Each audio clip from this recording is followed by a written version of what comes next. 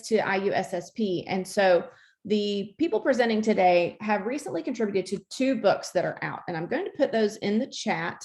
One of them is here. It's a research agenda for political demography, and that's one that I edited. And Monica Toft and Eric Kaufman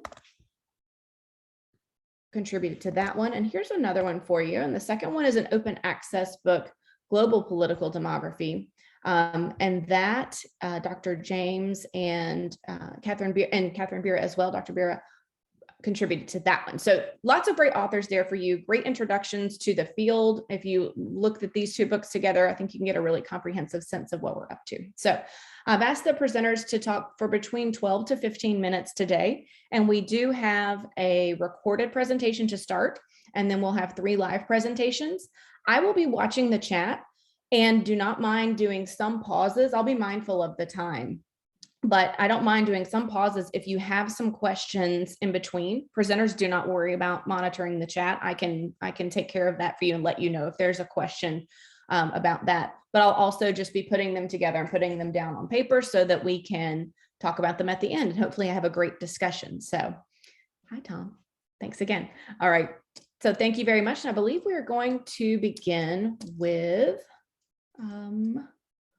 Dr. K.S. James, the director of the International Institute for Population Sciences in Mumbai, India. Thank you. Hello, everyone. I will be presenting today on the topic demographic politics in Asia's supersized democracies, India, Bangladesh, and Pakistan. India, Bangladesh, and Pakistan plays a critical role in shaping developments in world demography, with a share of around 23% of world population today and throughout the first half of the 21st century. The demographic changes are clearly visible in all these 3 countries. There is a very clear shift in the age structure of the population, changing the composition across different age groups. With a significant young adult population and several entering into the voting age in coming years, the political implications of demographic changes will be immense. It will be interesting to examine and perhaps speculate on the future. And this presentation looks at the political impact of demographic changes in these 3 countries, but with more emphasis on India. The pathways through which these countries achieved demographic changes are considerably different from the experience of the many countries, and particularly the Western nations. While the socioeconomic changes defined demographic changes in most of these countries of the world, it is considerably different in South Asian region, particularly in India, Bangladesh, and Pakistan.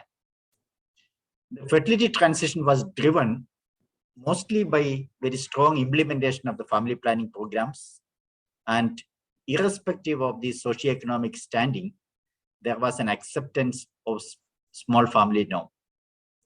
As a result, the characteristics of the current adult population in these countries are significantly different, and mainly uneducated, deficiency in the skill levels, etc., are very visible among the current adult population in all these 3 countries. So I will be making my presentation on 3 major parts today. First part, I will look at the demographic changes very briefly. And in the second part, I will be looking at the demographic specificities of these nations. And finally, we'll come to the main part on the political implications of demographic changes, by concentrating on very few political implications, which I believe are very relevant for these countries. Let me come to the first part of my presentation on the demographic profiling. The demographic profiles of India and Bangladesh have very close similarities, and Pakistan perhaps lags behind in demographic transition. Bangladesh is already at the replacement level TFR. India's fertility is very close to the replacement level at 2.2, but TFR in Pakistan is more than one child higher than India, and is unlikely to reach a replacement level fertility before 2050, according to the UN population projection. However, life expectancy at birth is nearly same in India and Pakistan, which is 69 and 67 in India and Pakistan, and while for Bangladesh, it is 73. If you really look at the median age of this population, it's also same, nearly same in India and Bangladesh in 2015, around 26 and 27. And by 2040, it will reach around 36 and 35. But in Pakistan, on the other hand, currently 2015, it is 22.4, and 2040, maybe around 28 is the median age. So that way, it's very clear that Pakistan lagged behind compared to India and Bangladesh in the fertility transition. So let me also tell briefly on what are the major specificities of these countries in terms of the demographic changes. India is also a country with significant heterogeneity. Huge fertility variation across different regions of the country can be noted. The central north remains to be a high fertility zone in the country, while the south has one of the lowest fertility levels. If you further come down to the district level fertility in the country, there are several districts in the south which has very, very low fertility as well. India also has significant religious differentials in population growth, which also lead to intense debate on higher fertility among the Muslims. And there are caste differentials in fertility, particularly which has relevance in proportion of population and especially in job reservation in this country.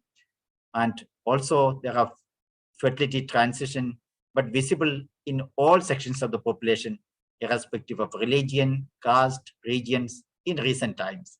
So it shows there has been significant heterogeneity, but at the same time, it's also a story of converging fertility across different religious, caste, region, because of the fast decline in the fertility transition in recent times. Pakistan also nearly same. There are huge regional disparity across the country. Interstate and urban-rural differentials can be observed in Pakistan between Punjab and Balochistan. For instance, Punjab has relatively low fertility compared to the Balochistan. The capital city of Islamabad has a TFR of 3, while Balochistan, it is 4.2. But unlike in India, the religious diversity is rather negligible because around 96% of the population in Pakistan are Muslims. The Christians and Hindus constitute only a very small segment of the population. Pakistan is also experiencing demographic changes, although not as advanced or not as fast as India and Bangladesh. Bangladesh is densely populated, but at the same time, dispersely heterogeneous. Bangladesh is among the countries with highest population density in the world, but compared to India and Pakistan, the regional differences are relatively very, very small. The TFR is 1.7 in urban areas and 2.2 in rural areas.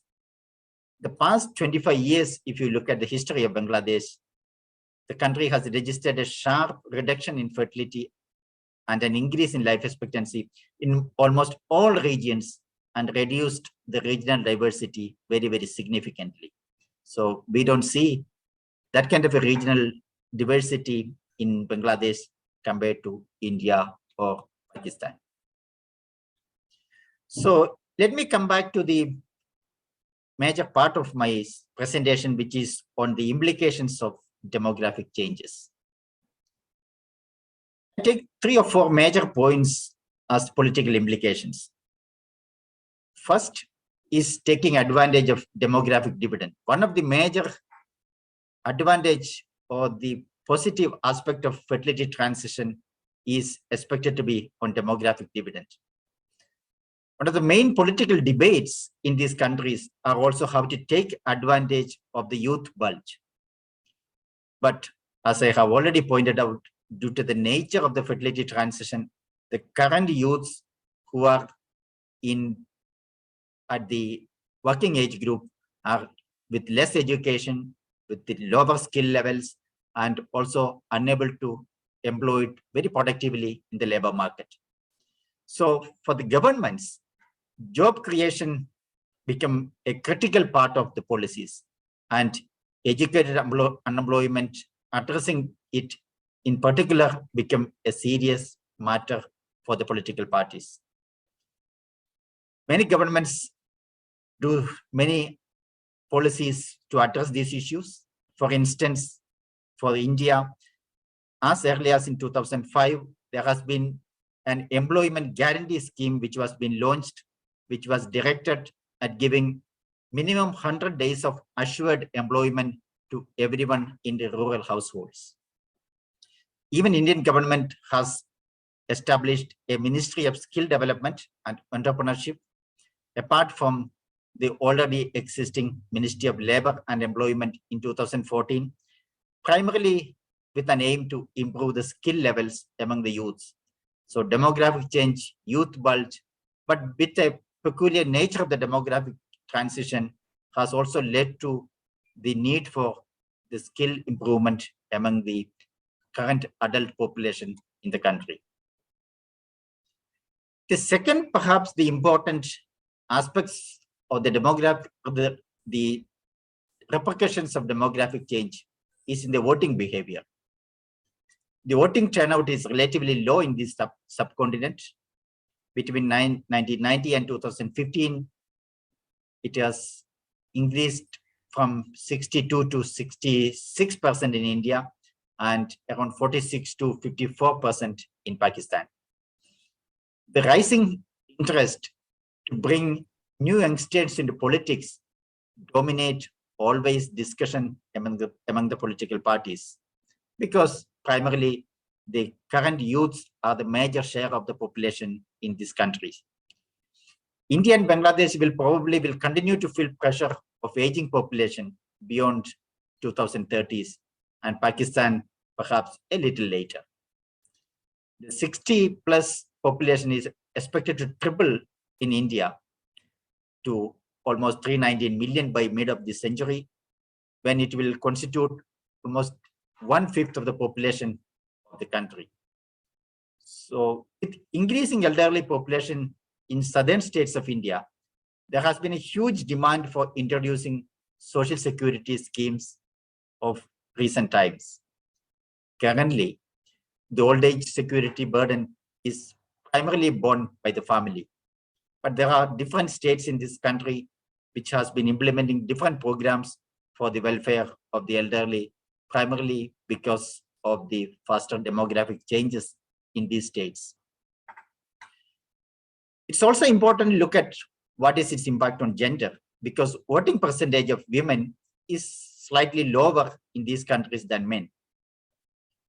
And because, as all of us know, female labor force participation is notoriously low in South Asia, and it is as low as 23.9% in Pakistan, 27% in India, and 33% for Bangladesh in the year 2015.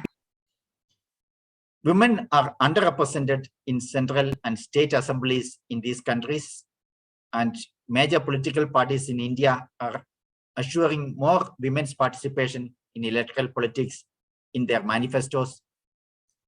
The Women Reservation Bill, which was introduced in India in 2008 to ensure women's representation by reserving 1/3 of the seats in central and state assemblies, but the bill could not be passed yet in the parliament due to differences among the political parties. So there has been always attempt to bring women into the fold of political realm, but many times there are agreements and disagreements, but this debate continues in all these countries. It's also important to look at what's the impact of regional diversity and on the constitutional politics. Regional diversity, as you know, is and its related political ramifications are more prominent in India than other two countries because Bangladesh has much less regional diversity. The Indian Constitution, for instance, specifies a fixed number of members to the parliament per state, which has been fixed in accordance with the population census of 1971. Initially, the parliament seats were frozen till 2001. However, the date has been extended to 2026 due to severe opposition from the regions or states with faster fertility transition. So it means that if it is defrozen, the number of seats will be substantially low in places where with faster fertility transition compared to those regions with higher fertility. Demographic heterogeneity in India also provides a unique opportunity to fill labor deficit. That is one of the advantage in this country. Within the country, the interstate migration, mostly demographically lagging states to advanced states. There has been huge interstate migration, which is happening primarily from the central north with high fertility to the south and other regions with low fertility.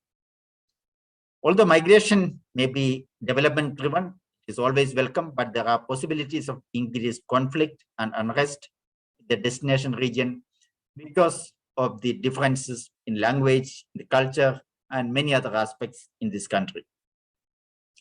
Another major impact of demographic heterogeneity in India is on the allocation of federal resources across states, which also take into consideration the population. So demographic changes and heterogeneity will have a serious impact on several aspects of the country's politics, the economics, and other aspects.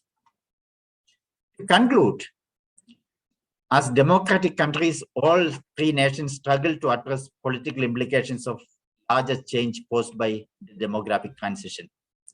Heterogeneity across regions, religion, caste, gender, the course of demographic changes has political ramifications.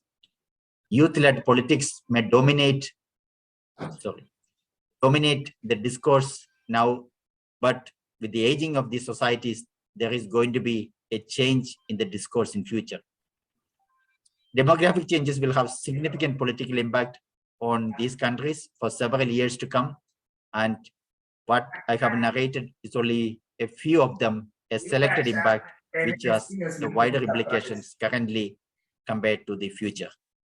Thank you so much for your patience, attention, and more information on these aspects can be obtained from the paper published in the book Global Political Demography by Palgrave Macmillan in 2021.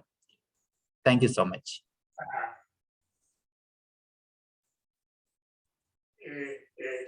Thank you so much, Dr. James. I think when we get to the Q&A, there's several themes that come up from that.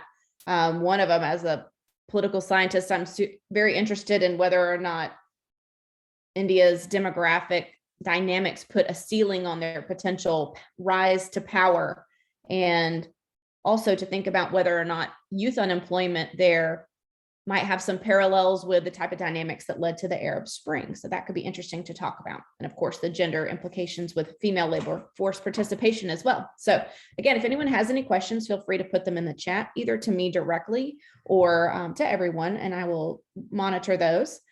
But next, let's have Professor Eric Kaufman, if you're ready, Eric. Okay, let me just see if I can share screen here. Perfect. Hopefully that's working. It looks great. Okay, good. Well, welcome everybody, and thanks very much, Jen, for organizing this. I'm going to be talking about actually a slightly broader topic than what it said on the tin. I'll be looking more at the ethnic change and the rise of national populism in the West. Just to say that I think there's a tie-in with some of the papers on developing world countries in that what they're experiencing, what some countries like Ivory Coast, Kenya are experiencing with regard to domestic migration flows, and some of the autochthony movements have a parallel with what's happening in the West with regard to migration and national populist movements.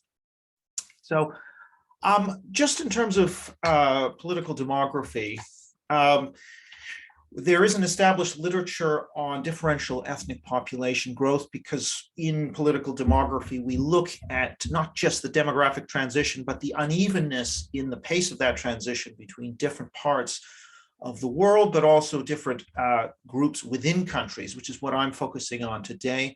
Differential ethnic population growth as outlined in works such as that of Wiener and Teitelbaum. This idea then is not just demographic change, but it is expectations about future demographic change that are important. And this was mentioned in work on ethnic conflict by Donald Horowitz's magnum opus, The Ethnic Groups in Conflict. More recently, Paul Moreland's book, Human Tide, talking about world history and how there was fear, the French feared the rise of the British because of their high birth rates, and French and the English feared the rise of Germany and subsequently the rise of the Soviet Union. And so there is this idea of demographic expectations which feed into political conflict and tensions of different kinds. And then there's also a subsidiary question: is demography destiny? That is, does population change lead inexorably to political change, or are there mediating factors? One of which is how fixed or how fluid national and ethnic identities are, and we'll see that plays a role. If national identities and ethnic identities are more fluid, demographic change is going to have less of an impact than if the group boundaries are very fixed. And so that's going to be an important variable as well. Worth saying, just in terms of general background on migration here, if we look, most migration is within continent, in Europe, Africa, and Asia. But what is important to note is that in terms of long distance migration to North America and Europe, that is substantial, and the share of the population who are immigrants has been flat in less developed regions, but has increased from 7% in the West in 1990 to around 12% by 2017. So there is a different dynamic going on to some degree in the developed world. That's probably not news to most people. I'm going to run through a lot of data fairly quickly, and I can handle questions in the Q&A. So the first thing to note is that in terms, I did a meta-analysis with Matthew Goodwin, which was published in 2018 in Social Science Quarterly, of about sort of, I think, around 150 papers that had looked at voting for national populists or attitudes to immigration as the dependent variable. And what we found was that the rate of ethnic change at whatever geographic scale was almost always linked to higher opposition to immigration and greater support for populist right parties. This is in the West. The total proportion of ethnic minorities or immigrants was important, but less important than ethnic change. So levels are less important than changes. And those ethnic levels were more important at large scales of analysis like nation or metropolitan area, whereas at local neighborhood scale, sometimes higher minority shares were associated with lower opposition to immigration, suggesting a kind of contact mechanism, reducing hostility. But at the national and metropolitan and state levels, generally, higher levels were related to somewhat higher opposition. It's also worth saying that there was another not a meta-analysis, but a review article by Haymuller and Hawkins in 2014, which showed that really personal economic circumstances, whether you've lost your job, how much income you make, is not a significant correlate of attitudes to immigration in Western countries. So the attitudes to immigration are largely cultural, psychological, or perhaps sociotropic in terms of the national economy, but not linked to personal material circumstances, which I think is quite an important insight, which I very much take away from this. Now, here's Roger Federer at Wimbledon. What does this have to do with immigration attitudes? I want to sort of talk about first who votes for, who's opposed to immigration and who votes for populist parties. And then we'll look at some of the trends and how they're related to demographic shifts.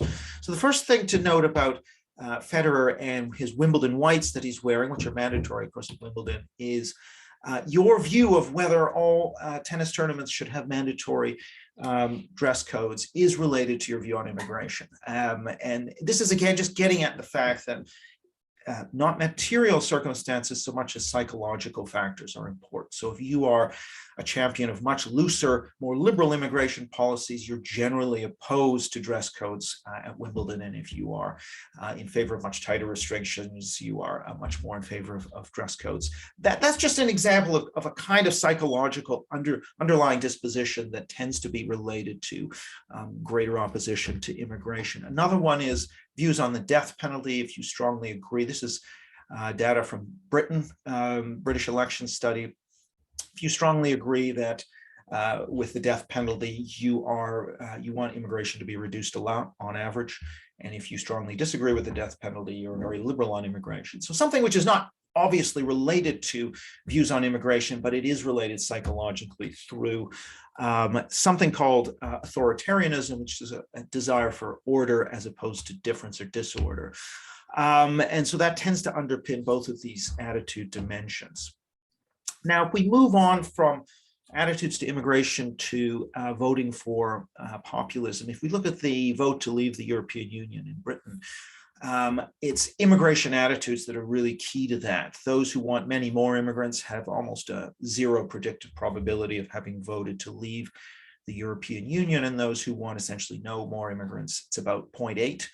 And whereas if you look at these different income bands, those earning £60,000 a year, the wealthiest, are less likely than the poorest to have voted to leave, but that's a difference of maybe 10 to 15 points compared to a difference of 80 points between the ends of the immigration attitude scale. So immigration attitudes are far more important in predicting the Brexit vote. In the US, amongst white Americans from the American National Election Study, if we have roughly the same plot, those who want immigration reduced a lot, white Americans, it's over a 0.8 chance of having voted for Trump. Those who want immigration increased a lot, it's less than 0.1. Whereas the differences between income bands is there's nothing statistically significant. Again, the point being that it's not material factors that are predicting attitudes to immigration or voting for Trump. It's very much these attitudes to immigration, which are underpinned, by the way, heavily by psychological factors around, I mentioned the death penalty. We could talk about child rearing attitudes. And there are psychologists who've looked at this through mapping of sort of 200 questions. You can see that supporters of the UK Independence Party, or you could put the Front National, you could put any populist party here. This would be lighting up. This is the group they refer to as the settlers, who see the world as relatively dangerous and want to be protected from it, who are more suspicious of change and so on. So that's sort of who votes for the populist right. The question then becomes, why now? Why is this happening more recently? And here's where demography comes in. I mean, if we look at at Britain, for example, you can see that net migration in gray here, starting in 1984, between 0 and 50,000 a year. With the Tony Blair Labour government, that then rises substantially into the 250,000 range. And then with the Cameron government, the Conservative government rises into the 300,000 range.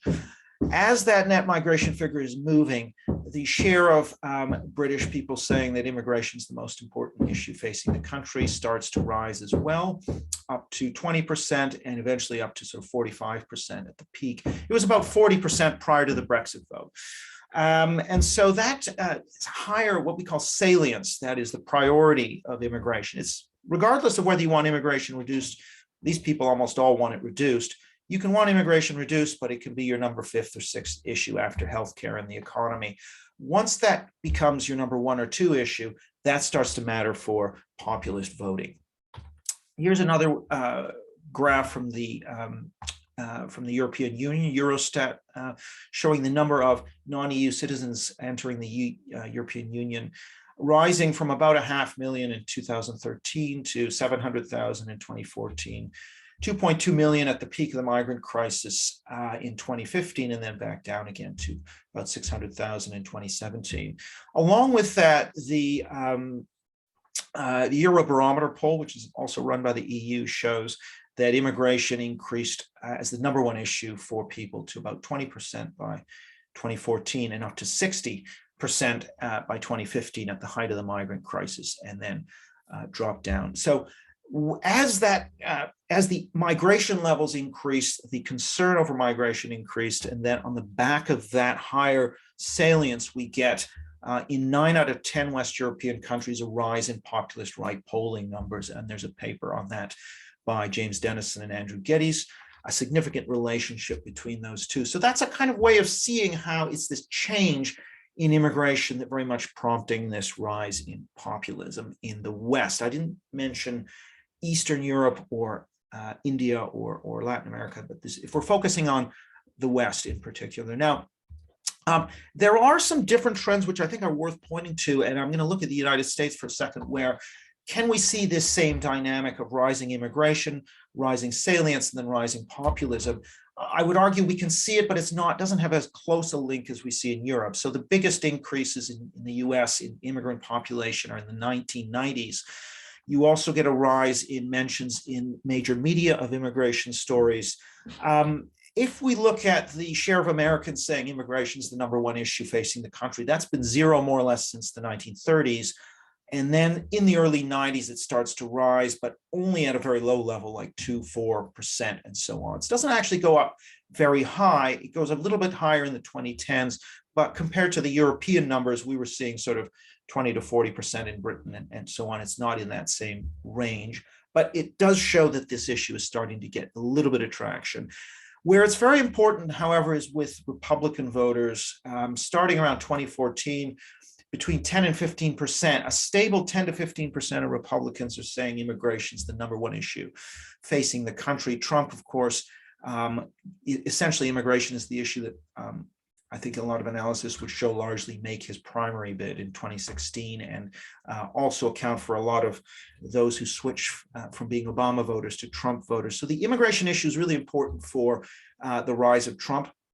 But the rise of immigration in the 90s did not produce the same effect. It didn't produce it right away. There seems to have been a delayed effect, and I'm happy to talk through the reasons for that, other than just to say that there are other factors that moderate this relationship between rising numbers and rising populism, and the US case shows that. In terms of looking at Western Europe, we can see the effects of ethnic change through the relationship between the projected, the Pew projections of the expected Muslim population share in different European countries in 2030, and the highest right-wing populist party vote share or poll number. These high watermarks, I think, are quite important because, for a number of reasons to do with the volatility of populist right voting. But you can see that there's quite a significant relationship between countries that have a higher projected Muslim share in 2030 and the high watermark in terms of populist right voting and polling. Another analysis from the LSE British Politics blog from Nate Bresnow shows the relationship between populist right party share, including predicted, and the foreign-born population share in a given country. So there is this relationship then between ethno-demographic shifting and the rise of populist right parties. But I also want to bring in, and this is the last bit I'm going to say, which is that, so we see this rise in ethnic change along the back of it. We see a rise of populist right voting, but we also have the phenomenon of the backlash to the backlash, if you like. So if the backlash to the demographic change is the rise of the populist right, you also see a backlash to the rise of the populist right in the form of a sort of an anti-populism. And I think we see this here in the US case with white Americans. You can see the share who oppose immigration between Democrats in blue and Republicans in red. It was sort of 50 to 60% through the Clinton years and in through the Obama years. Even the Romney-Obama election, there was only about 10 to 15 points difference between white Democrats and white Republicans on views on immigration. With Trump's election in 2016, we get a massive shift now. There's a 50-point gap between white Republicans and white Democrats, showing that polarization around these ethno-demographic issues. So the backlash to the backlash here amongst Democrat voters is important, as important as the initial backlash. That's a pattern. This polarizing pattern is something we see also in Europe. This is Canada, actually, which has only got a relatively weak populist party, which got 5% in the last election. But what you can see are very similar dynamics to this on this question of whether there are too many visible minorities amongst immigrants coming to Canada. There wasn't much difference between Liberal and Conservative supporters in 2015. By 2019, there's like 55 points. So it's similar to the US, this polarizing. In Britain, it's not as dramatic, but the opposition to immigration amongst Labour voters and Conservatives was maybe 20 points apart in 2010, and that's now 40 points. So it's a sort of more moderate version of the same polarizing dynamic that we see elsewhere. So this is to say that we have this relationship between demographic change, expectations or fears of future demographic change, and how that feeds into a backlash effect, which in turn spawns a counter backlash. And so we get a kind of polarization around these cultural issues. And a good example of this is how the voting base of if we take the Conservative Party and the Labour Party, the Labour Party used to, for many years, from 1945 really right through to the Tony Blair years, be a heavily working class party, and the Conservatives were more middle class. Now it's the case that actually the Conservative electorate is, if anything, slightly more working class than the Labour Party. And that's kind of speaks to the fact that these cultural identity-based issues have become more and more central to democratic politics in Western countries, whereas the economic left-right axis, which was the original basis of Conservative versus Labor, or in the US, Republican versus Democrat, has been eclipsed by this new cleavage politically, which is related then to some of these demographic changes. Okay, thanks very much. I will stop sharing. Thank you so much, Professor Kaufman. Lots of really interesting points here, and I'll definitely love to know what this might mean for somewhere like Canada with its entrenched multiculturalism. So perhaps we can get to that. We are next going to have Dr. Bira present, but I would like to say before that, welcome to those of you who have joined us in the interim. This is a great attendance for this. And because we all know the way that these work, we've all been here before, and the presentations are so rich. Let's actually have an active chat. A couple of the presenters, Dr. James already and Dr. Kaufman, have had some questions posed in the chat. Please feel free to answer those if you would like to do so. I think we can kind of we're all so used to Zoom and using a couple of screens here at once. And that way we will not be as pressed for time in terms of answering questions at the end, but we can make sure we have some interaction here. So, okay. Next, we have Dr. Catherine Promise-Bira, an independent researcher from Uganda, and you are welcome to begin.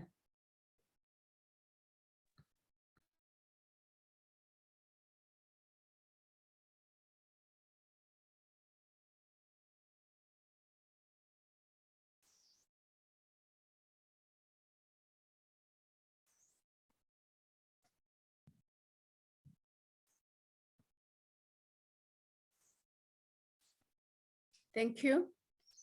My name is Catherine Bira Promise. I'm an independent researcher from Uganda, and I'm glad to present on demographic change and political order in Uganda.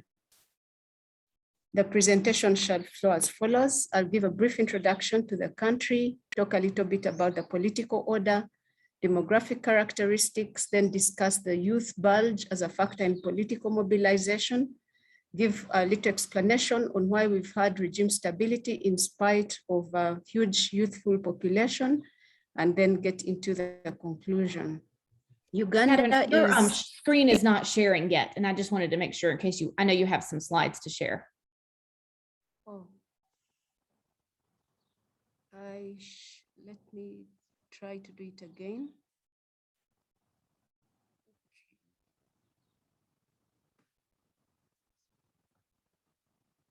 Yes. Are okay. we good Thanks. now? Yes.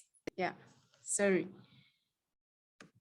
So I had already given the outline of the presentation, and now I'll go straight to an introduction to the country. Uganda is an East African country bordered by South Sudan to the north, In the west, there is a Democratic Republic of Congo, Kenya to the east, Tanzania to the south, and then the southwestern part is bordered by Rwanda. So it's land-linked with a very, very rich in biodiversity, 54% of the world's population of mountain gorillas, very good climate for agriculture, 11% of the world's recorded bird species, and 50% of Africa's bird species. And it has also been ranked in 2013 as the world's most ethnically diverse nation. And the World Atlas of 2019 ranks it at number 4 in ethnic diversity. Constitutionally, we have 56 ethnic groups recognized. The country got its independence in 1962 after 68 years of British rule, and then quickly descended into civil strife, especially between 1966 and 1986. We had coups and counter coups and had several heads of state, including some leading the country for a few days and others only for a few months until they were deposed. And we had one of the leaders coming into power twice. So we've not had a peaceful transition of power from one individual to another since independence. The current regime came to power in 1986 after a guerrilla bush war, and the country has been largely stable, but characterized by insurgencies in parts of the country, most notably the Lord's Resistance Army since 1987 in the northern part of the country, and the Allied Democratic Forces, which is still an ongoing rebel movement in the western part of the country. It's a republic coexisting with monarchies whose leaders are constitutionally apolitical.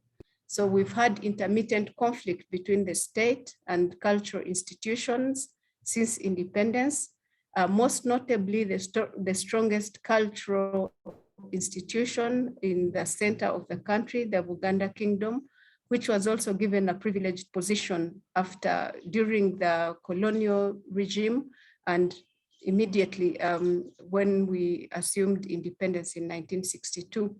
So there's been coercive arbitration of conflict between the state and the cultural institutions using the monarchy, the military rather, from as early as 1966.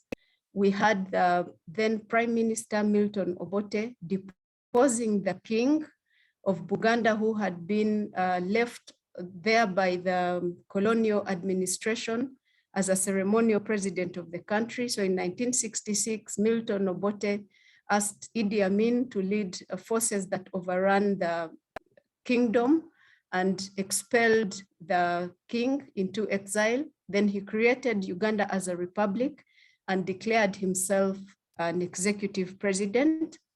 And as recent as 2016, we had the current regime bombing the palace of the Rwenzururu Kingdom in Kasese district in Western Uganda on allegations of promoting insurgency and threatening secession. So this country has had both ethnic and religious undertones influencing the governance landscape of the country, mostly because the first political parties were founded along religious lines. We had the Uganda People's Congress as an Anglican party and the Democratic Party as the Catholic Party. So when the civil strife within the state, it went down through the church and right down to families. In 2021 elections, the ethnic clout of the Buganda Kingdom has been again revealed when the central region distinguished itself as a stronghold for the opposition, a position that had been largely taken on by the northern part of the country since 1986, when the current president, who comes from the southern part of the country, has been in power. So the demographics of the country, we have a population of 47 million and projected to reach 104 in 2060, a population growth rate of 3.3%. It has persisted between 3.8 and 3.3 for the last 3 decades. The rural population is 75%, only 25% of the population are urban dwellers. The country is among the countries in the world that has the youngest age structure globally. 55% of the population is under 18 and 78% is under 35. Most of the population, about 65%, depends on subsistence agriculture, and that has persisted since the 1990s to date. The total wanted fertility rate in Uganda declined from 5.3 children in 2000 to 2001 to 4.3 children in 2016. And the median age of a mother at her first birth is 19.2 years in Uganda. And as of 2016, a quarter of Ugandan women aged 15 to 19 had begun childbearing, representing a very slight decline from 31% in 2000-2001. So Uganda is entering the early stage of its demographic transition with an increasing size of working age population and a fall in mortality rates. And you can see the increase from 24 million in 2020 to 69 million in 2060, projected to 2060 of the working age population. And in 2060, that will represent 70% of the total population relative to the working age population's current share of 52%. So there is a huge challenge in employment and addressing the needs of this growing working age population. And as we have it currently, 93% of the employed youths in the country are in the informal sector. That graph presents the job requirements for the country. If we continue at a rate of 3.3% with high population growth rate, the blue represents how many jobs will be required by 2037. And the brown represents how many jobs will be required if we manage to bring the population growth rate low to about 2.5% per year. So in this presentation, I want to focus on one key demographic feature, namely the rapidly growing number of young people. It has already been alluded to in previous presentations that a growing number of young people increases the potential for crime and political instability. We've seen that happen with the revolutions that happened in Northern Africa. And so there is a quest to address the socioeconomic and employment needs of this kind of demographic. So the youth factor in political mobilization in the country has happened as such. The Ugandan youth have been mobilized both by the regime and against the regime during electoral campaigns. And the youth are recognized as a special interest group with representation in parliament alongside the army, women, workers, disabled and older persons. The Afrobarometer results show that Ugandan youths have a high interest in politics, and around 10% of them consistently confirmed participation in a demonstration or a protest march. And as we have it today, around 30% of the current members of parliament are under 35 years of age. That shows the age-specific voting patterns in Uganda, and you can see that 18 to 35-year-olds are very heavily invested in participating in national elections. And increasingly, the argument against why the current president, who has been in power since 1986, should leave is that he is presiding over a country that is dominated by young people. And yet in 2017, we had a constitutional amendment to remove the presidential age limit of 75 years. At that time, the president was 73. And it was widely seen as an attempt to entrench his stay in power for life. And as a result, when the constitution was amended, the president was able to run again in 2021, where he would have already exceeded 75 years of age. During that time, opposition to this constitutional amendment came notably through a member of parliament who was 35 at the time, called Robert Chagulanyi, popularly known as Bobby Wine, who many saw as an embodiment of the aspirations of Uganda's young people. The Bobby Wine factor was very powerful in the 2021 election, and 80% of the elective positions across 24 districts in Central Region, where the Buganda Kingdom is, went to parliament, toppling many older career legislators. So the question is, why have we had no Arab-like protests, Arab Spring-like protests taking root in the country yet, in spite of this huge population of young people?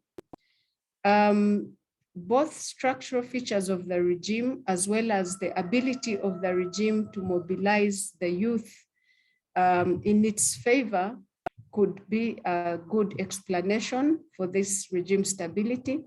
One, we have a militarization of the state, and we can see that militarization started way back in 1966 when Milton Obote overran the monarchy of Uganda, but it has been deeply entrenched in the regime of President Museveni since 1986, who himself is a result of a guerrilla warfare. He came into power after fighting, and so he has used his power and the power of the military as an instrument against anti-regime sentiment since 2001. There is very weak institutionalization of opposition parties. The ruling party is a dominant party, having entrenched itself in power after banning political parties for 20 years.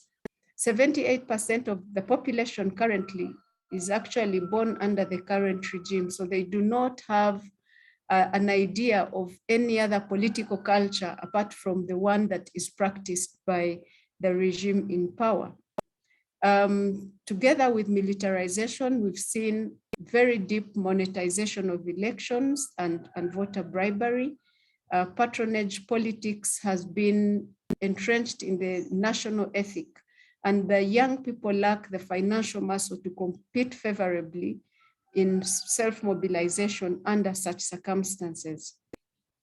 The regime can also be credited for the peace and stability that the country has enjoyed over these 3 decades, given the volatile history of civil war from independence to 1986. And that has enabled it to maintain stability. The older generation that experienced all the turmoil since independence is very, very averse to political turmoil that could be propagated through youth uprisings by the youth. And so there isn't a coherent cross-generational consensus on this mode of uprising in the country. The other feature is the less urbanized features of the country, which create some kind of cushion against the effects of unemployment. Many of the young people are employed in agriculture, as I've already mentioned, subsistence agriculture. At least the country has a good climate where most of the people have enough food to eat. And so the kind of poverty and desperation that would have been seen from a higher rate of urbanization, with more young people in urban areas not having means of livelihood that are enough for them, has given a semblance of stability to the coercive capacity of the regime. We've had also creation and co-option of urban groups as militias to supplement the coercive machinery of the state as a long-term strategy in maintaining control by the regime. Those are examples of the different organized groups that the regime has co-opted to quash any kind of uprising. And these groups have been used to really met havoc and terror on opposition groups during and between elections. So the sitting regime has outcompeted the opposition in getting such opportunistic groups on their side, thereby eating into the mobilization base of the oppositions, which it could have used to potentially organize mass protests. In conclusion, we have more young people increasingly questioning the legitimacy of the existing political order, but as I have explained, this hasn't led to massive political violence. And where the youth have become violent in Uganda, it has been in the context of elite instigated and controlled mobilization, especially around general elections and during by-elections. So the youth bulge continues to present a major challenge for policy making, especially with regard to the provision of jobs and education. And the political management of this youth bulge is increasingly becoming even more complex. The incumbent autocratic regime learned quickly to invest in these unemployed youth as a political instrument in the pre-electoral phase, and has been able to temporarily recruit a considerable section as paramilitary forces. And this has helped the regime to remain stable. The Ugandan government is aware that the youth bulge is both an opportunity, but also a major liability in the context of increasing civic awareness and education level, and where leaders have lost elections to young people in the recent elections. So the government performance in fighting youth unemployment might not be decisive for political survival anytime soon, but surely political strategies to deal with the youth bulge will continue to be a major feature of the political agenda. Thank you so much. Thank you so much. Lots of great connections to the other two presentations we've had so far. And certainly it's important for us to look at the dog that doesn't bark, as we say in my part of the country, places where we might expect that given the demographics, we would have certain political outcomes like conflict, but not necessarily what has happened there. It would be interesting to think about the role of the informal sector in India, which I know is also something that you wrote about in your paper, Dr. James, and the role of the informal sector in Uganda. But before we move on to questions, let's have our final presenter of the day. And I believe you'll also be sharing screen. We have Monica Duffy-Toft, Professor of International Politics and Director of the Center for Strategic Studies at the Fletcher School of Tufts University. Thanks, Jen. So I'm delighted to be here. And Jen, thank you for organizing this panel and also for the book. So, you know, Jen's absolutely right. Professor Shuba is absolutely right that political demography is woefully understudied. And I think, you know, the people here, Eric, Jen, and I, to some extent within the American Academy, have been trying to push this forward. And I think Jen's recent contributions in these edited volumes is really important. So my contribution is, so the title of the book that Jen put together was called Sex, Death, and Migration, and a Research Agenda for Political Demography. And I'm on the sex side, right? So I'm looking at fertility.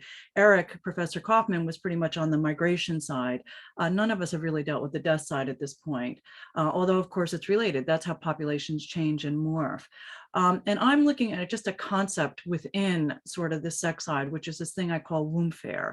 And it's looking at rates of fertility and what fertility means within societies, and whether it's going to lead to political discord, conflict, and what I study is actually civil war. So is it going to lead to or contribute to, if not directly, obviously, indirectly to civil war? So I'm quickly going to run through, because I want to leave time for questions, the definitions, the existing literature, and just give you a sense about why this is such an important topic. And it's such an important topic because it's front and central to how states sort of regulate themselves and think about their politics, their power within politics and representation, yet not a lot of people study it. And then I'll run through one case study, although we can talk about other case studies, including the United States, which Eric so brilliantly laid out earlier. So wombfare is the tactic, and it can be either direct or indirect, of using fertility as a weapon against rival ethnic groups. And it's part of a long-term strategy, right? So for defeating them politically.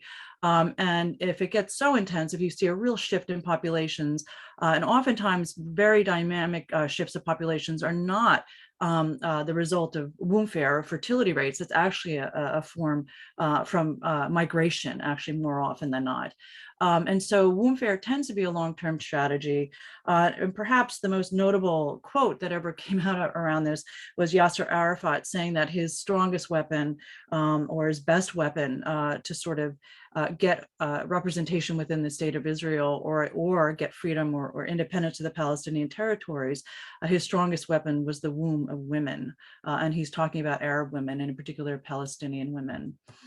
So the central proposition, this is actually part of a book that I'm writing, and I've been writing it for a long time. Eric and Jen know that. I really want to get it done, is that the change in the state's population, its demography, is a critical and I would say crucial factor in explaining political conflict and perhaps civil war. Yet it's often missed by political scientists. And I came to this research through my dissertation, which I wrote, 20 years ago, and looking at ethnic settlement patterns and how ethnic settlement patterns influenced groups to challenge the state. And I noticed that majorities and minority status really mattered a lot as to whether groups were willing to challenge the state.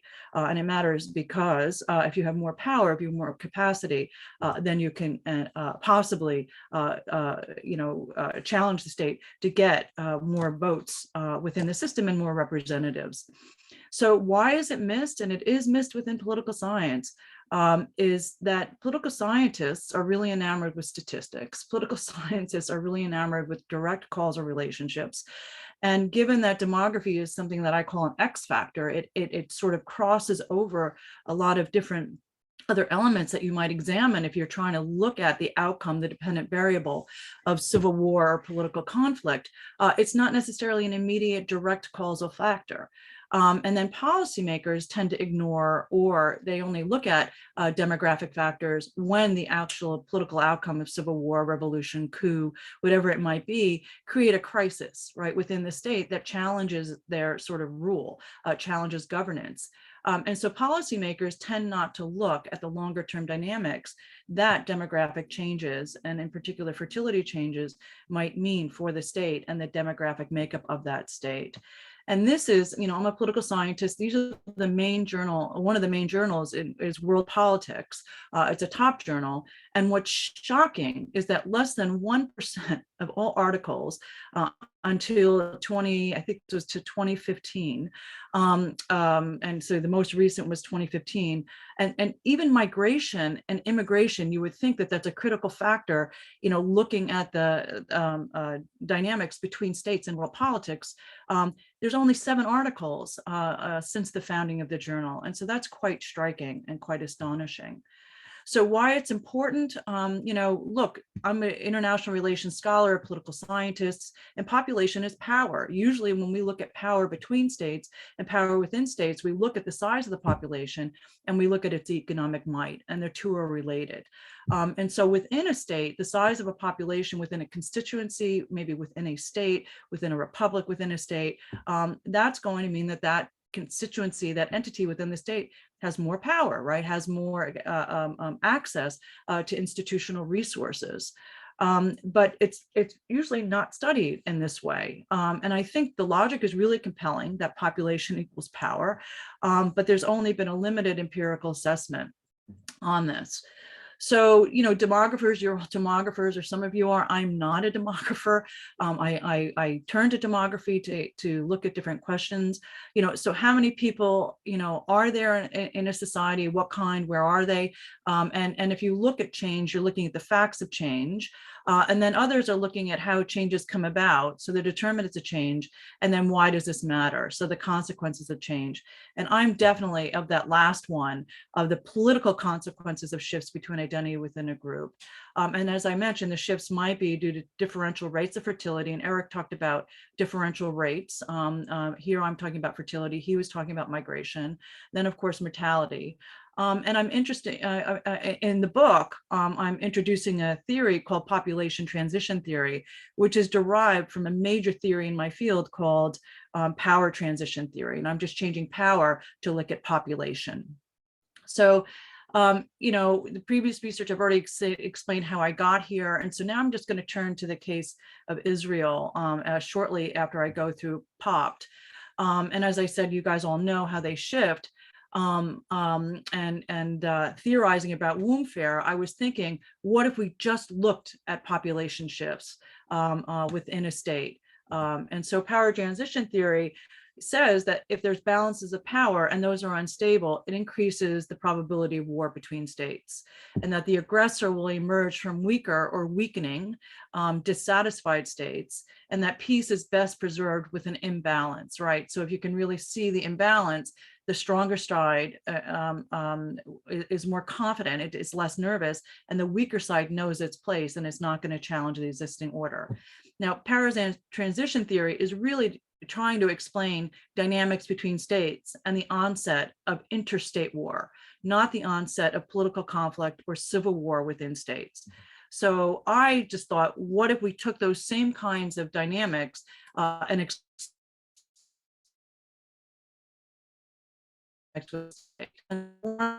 using to help explore these sort of ideas is the case of Israel.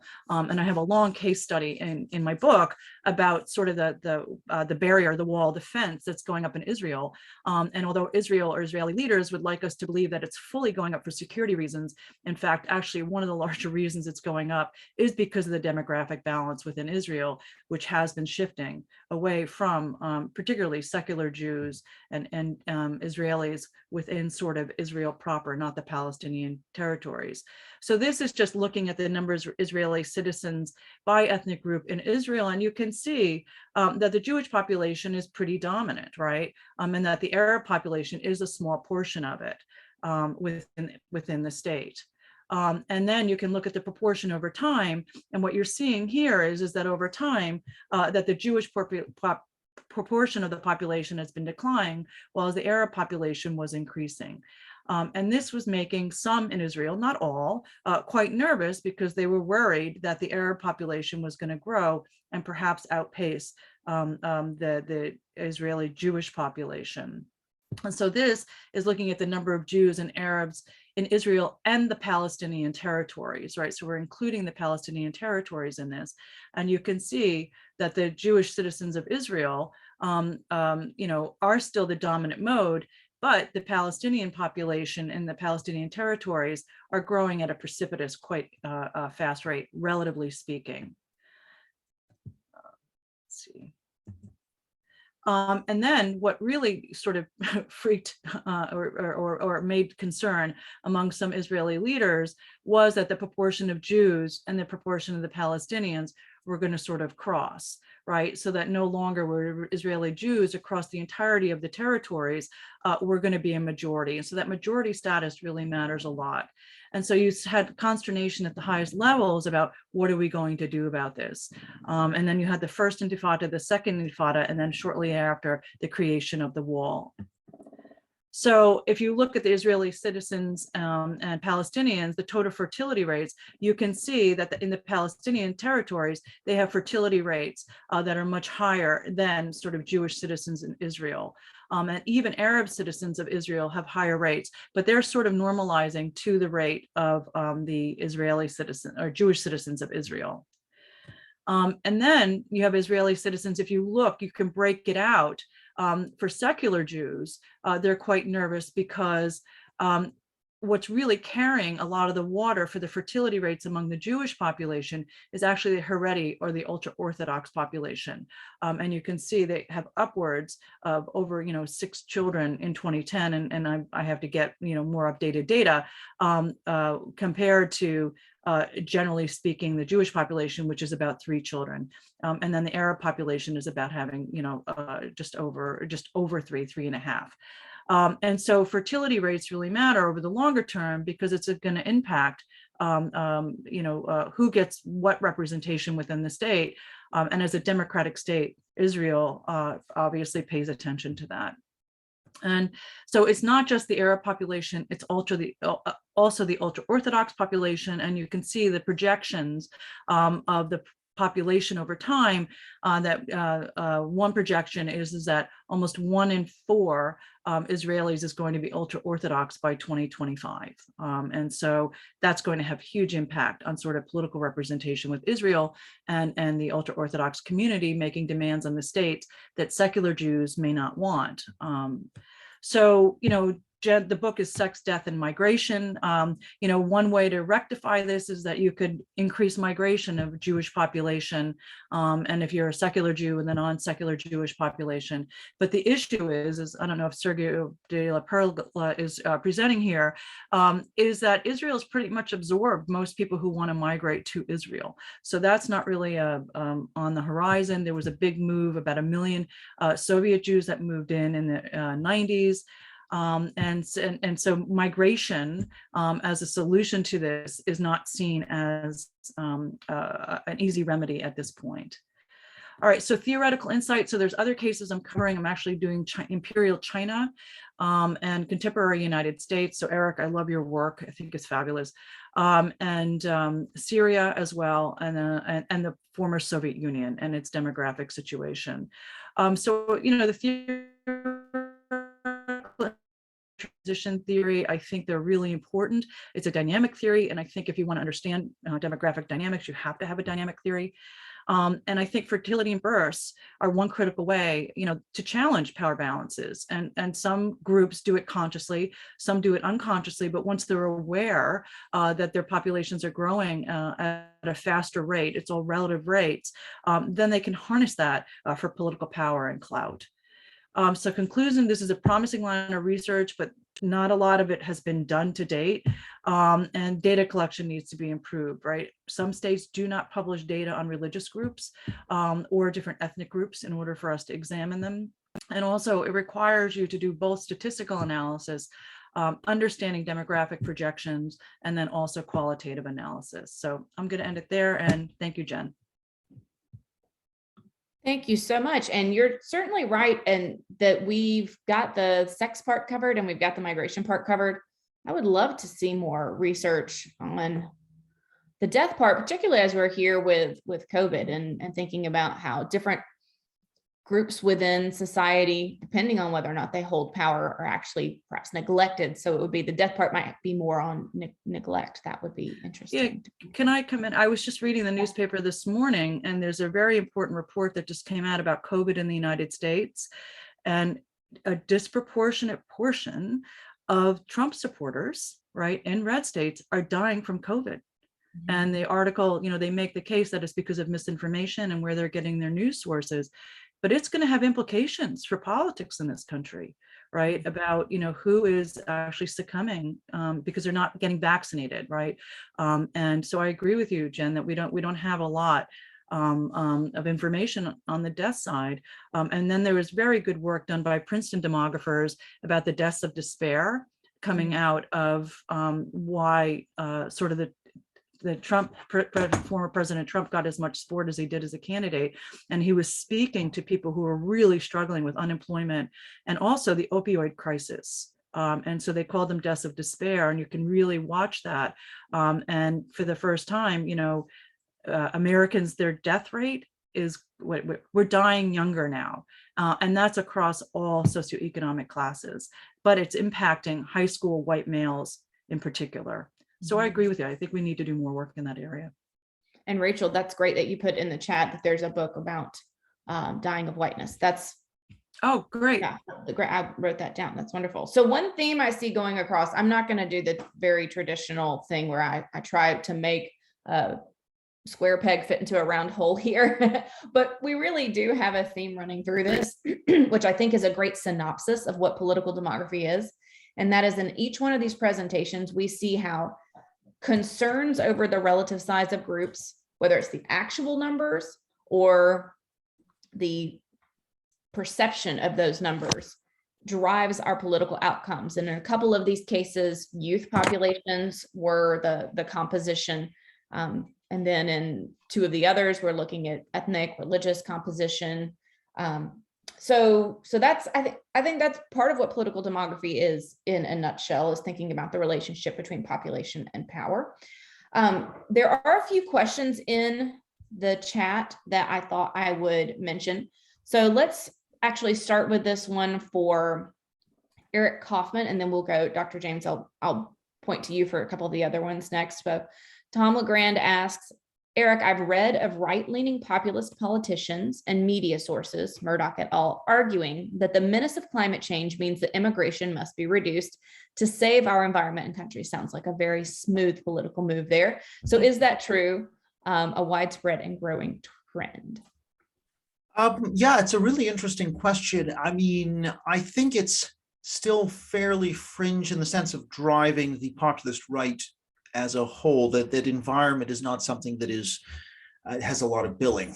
And if to the extent it does have billing, it's more in the traditional way of being linked to skepticism about climate change or about green issues, I think is the more dominant strand on the populist right. But it's not to say that there, you can find in certain particularly extreme right publications some of these links made to biodiversity and loss of biodiversity and so on, and loss of ethnic diversity in Europe, and so that link has been made, but I wouldn't say that in terms of the mainstream populist right movements that are around now that it's yet a dominant force. It's still the sort of the older theme of skepticism, I guess, skepticism about climate change. Okay, great. There is a question for Dr. James. Alluded to low voter turnout among young people, which I think is a great contrast to Dr. Bira talking about such high political participation among young people. So the question is, could you kindly explain what accounts for young people's attitudes towards political participation? Why so low in the countries that you study? Yeah, thank you for this question. No, it's generally it's because due to the lack of interest because they always feel that their interests are not taken care by the politicians. So that's why whether we vote for this party or the other party, it isn't really going to make much of a change in their lives. That is the attitude. Perhaps it's also leading to low participation, democratic participation in recent times. I think that is obviously is noted by some of the studies which has been done in this respect. So I think that's perhaps the major reasons for a low participation, especially among the youngsters at this time.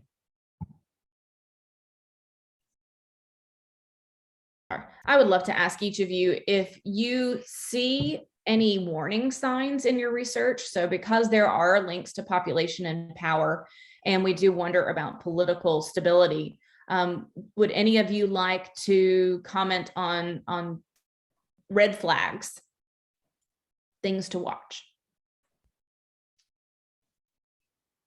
Okay, let's hear it. Catherine and then Monica, please. Thank you. Well, for me, from the red flag perspective, I realize that the way our politics has run in Uganda, increasingly young people feel that they do not have the space in which to express themselves. The militarization, the dictatorship, and we have started seeing engagement of young people in terrorism activities. Recently, we had some young people who have blown themselves up and they're throwing bombs around. And this kind of worries me that if the system does not allow for normal civilized dissent, then the young people are being pushed into extreme reactions. And I think that is something that we really need to watch out for. Their potential for young people to be co-opted by terror groups is something I think that we should watch out for as a country and as a region. Thank you. Great. That's very interesting, especially when we think about the difference with the Arab Spring and whether or not people can have their voices heard within the political system or not. Drives a lot of their behavior. Monica, any red flags? Yeah, so I'm writing a book right now on whether the United States is on the brink of a civil war, right? It's and I don't know the answer. I'm trying to work through it. But the three things, when I teach on civil wars, the three things that, we start the course with, I just say, look, if a country has a prior history of civil war, that's a red flag. And unfortunately, the United States does. And why that matters is that there's these narratives that people hang on to and cling to, that they sort of advance. And our history has a deep history of racism and whiteness. And so that's a bit worrisome. So that's one, is our prior history. So that's a red flag. Because those countries are more apt to have another civil war. Second is are there pre-existing cleavages within the society, right? And in the United States, yes, we have pre-existing cleavages, but they could be religious, they could be cultural, they could be regional, right? Cleavages. And then finally, do you have a polarization of elites? So when you start seeing the elites really polarized in the United States right now, we're having a hard time governing. It's quite scary. And in fact, 3 years ago, when I was teaching my Civil War class, I started asking the question, do you think the United States could succumb? And the answer was absolutely no. And more recently, my students, as we go through the course and the theories and the evidence and everything of other civil wars, it's quite worrisome, because we do have this polarization of our elite. And what ends up happening, Jen, a real red flag, is that the loyal opposition is no longer a loyal opposition. They're now seen as traitors and enemies of the state. And that kind of rhetoric, when you have leaders, representatives, going after each other. And I have to say, it's mainly coming from the right, creating memes of attacking other representatives, not denying that an insurrection happened at the Capitol building. That's a real cause for concern. And, if we put this in generic terms and didn't define it as the United States, people would say, oh yeah, that's worrisome. But because it's the United States, people sort of scale back. And as Eric has really beautifully pointed out, a lot of this is about people are trying to protect what they believe should be a particular identity, and that's somehow becoming threatened. And they're voting along those lines. Yeah, Okay. Eric. Thanks, Monica, for that fantastic summary and all the kind words too. I mean, I think the other thing to what's also interesting about the West right now is the sort of intermediating role of ideology. And not just on the right, but also on the left. So I think there's an important distinction between ethnic change, where the majority group resists the minority group, and you have ethnic politics. Northern Ireland, let's say, or so where you have these two blocks. And I think what's interesting, say in the U.S., but also in the wider West, is you actually, the distinction, the clash is not so much, say, white against non-white. That's not actually necessarily what the main political division is, but it is actually people of all racial backgrounds who have certain racial attitudes which might be seen as progressive versus those which might have conservative racial attitudes, regardless of, again, whether they are white, Hispanic, African American, or whatever. It's racial attitudes rather than necessarily race that is a key dividing line, and it's not the same thing. And this is, I think, the important thing in the U.S. case is the way in which that sort of Republican, Democrat, liberal, conservative, the attitudes that are packaged with those labels on race have become sort of a major dividing force in the culture. So this culture war is breaking out, but it cannot be reduced to white people against non-white people. That's actually not necessarily what's happening. So the ideological thing has added a certain potency to the conflict, but I also think that the demographic change has fed into that. Thank you. And did you also see the question, Professor James, in the chat? Because I think that'll be relevant to the issue about red flags. Okay, thank you. No, I think the red flag, particularly in the context of the South Asian countries, is, as I told you, this peculiar nature of the demographic transition, because you have a situation where demographic or the small family norm has become a sort of a norm in almost all parts of these countries. At the same time, you have also a situation where you are rightly started getting educated.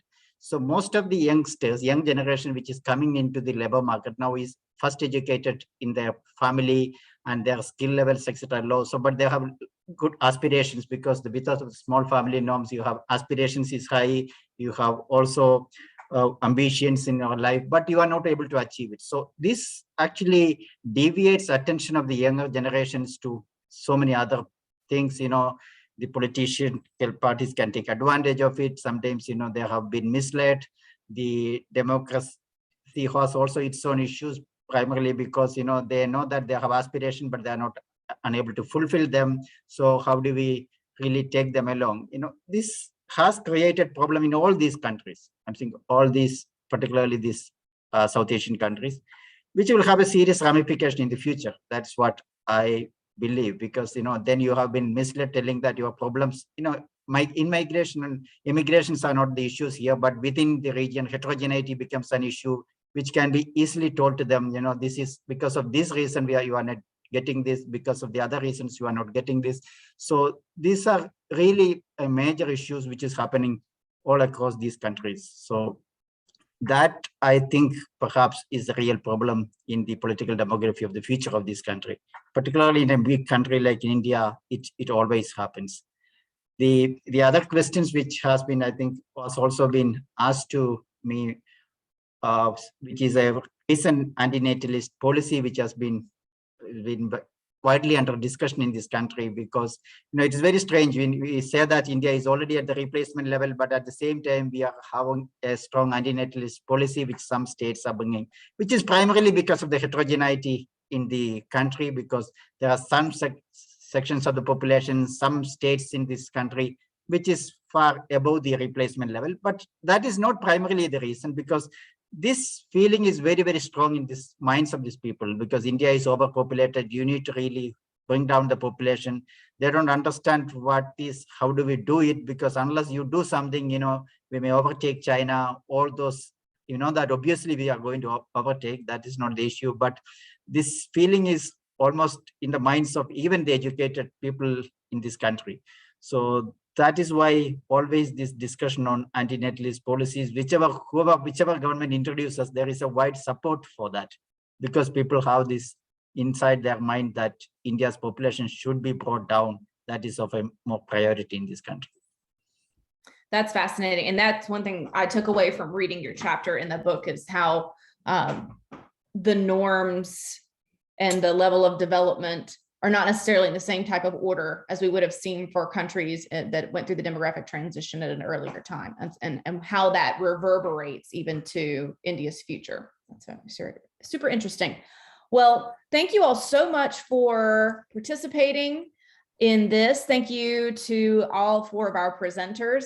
And if you didn't get enough political demography, I have great news for you, because in only 30 minutes, we will start our next session, which is some flash talks on political demography, where we've got about 6 other political demographers talking about their research.